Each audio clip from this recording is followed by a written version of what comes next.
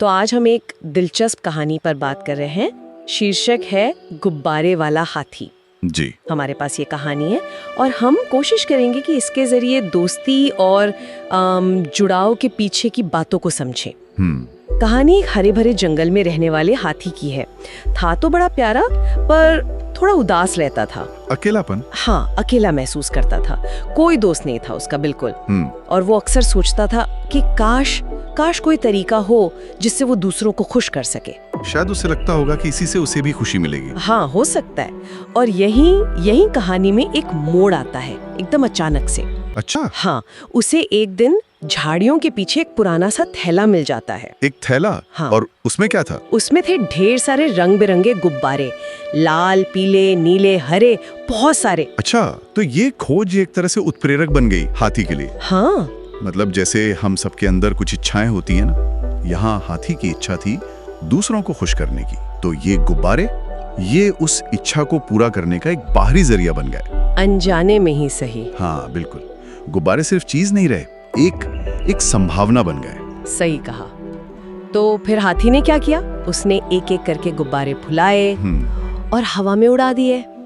सोचिए जरा, आसमान में वो रंग बिरंगे गुब्बारे कैसे लग रहे होंगे?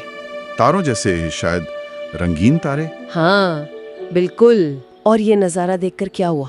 जंगल के सारे जानवर, अच्छा, खरगोश, बंदर, हिरण, लोमड़ी, सब उत्सुकता से हाथी के पास आ गए। खींचे चले आए नई चीज देखकर। हाँ, और सब बोले वाह, ये कितने सुंदर हैं। हाँ। तब हाथी ने मुस्कुराते हुए कहा, ये सब तुम्हारे लिए है मेरे दोस्तों। और ये बात बहुत अहम है। कौन सी बात? गुब्बारे देना? नहीं, वो कहना कि ये तुम्हारे लिए है। देखिए, नई और रंगीन चीजें ध्यान तो खींचती हैं, बिल्कुल, पर कहानी का असली मोड़ शायद यही है। जी हाँ, क्योंकि नतीजा क्या हुआ? नतीजा ये कि उस दिन के बाद हाथी फिर कभी अकेला नहीं रहा। वो जंगल में जाना पहचाना हो गया। सारे जानवर रोज उसके पास आते, उसके साथ खेलते। माहौल ही बदल गया होगा। हाँ बिल्कुल, गुब्बारे, हंसी और दोस्ती, सब एक साथ। तो कहानी का संदेश तो सीधा सा लगता है ना, कि जब हम खुशियाँ या अपनी चीजें बांटते हैं तो दोस्त बनते हैं। हाँ, यही तो। पर इसमें शायद एक और परत है।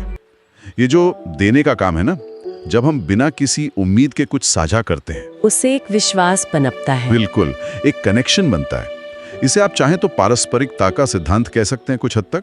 मतलब अच्छा करने से अच्छा मिलता है, यहाँ दोस्ती मिली। तो क्या ये कहानी सिर्फ बच्चों के लिए है या इसमें हम सबके लिए कोई गहरा सबक है? मुझे तो लगता है इसमें सबके लिए सोचने को कुछ ना कुछ है। हाँ? ये बड़ी सरलता से याद दिलाती है कि रिश्ते बनाने के लिए अक्सर बहुत बड़ी चीजों की जरूरत नहीं होती। जैसे एक छोटा सा कदम, हाँ, साझा करने की एक कोशिश, एक भावना, वो भी बड़ा बदलाव ला सकती है। और कहानी के अंत में हम एक सवाल के साथ रह जाते हैं। हाँ, वो सवाल जरूर उठता है कि दोस्ती की असली बुनियाद क्या है? हाँ। क्या वो कोई नई आकर्षक चीज है, जैसे यहाँ गुब्बारे थे, या फिर उस चीज को देने के पीछे की नीयत, वो भावना? क्या हमारे रिश्ते बस लेन देन पर टिके होते हैं, या उस जुड़ाव पर जो बांटने से पैदा होता है, अनुभव को साझा करने से, चाहे वो अनुभव कितना भी छोटा क्यों ना लगे? ये सोचने वाली बात है, यकीन।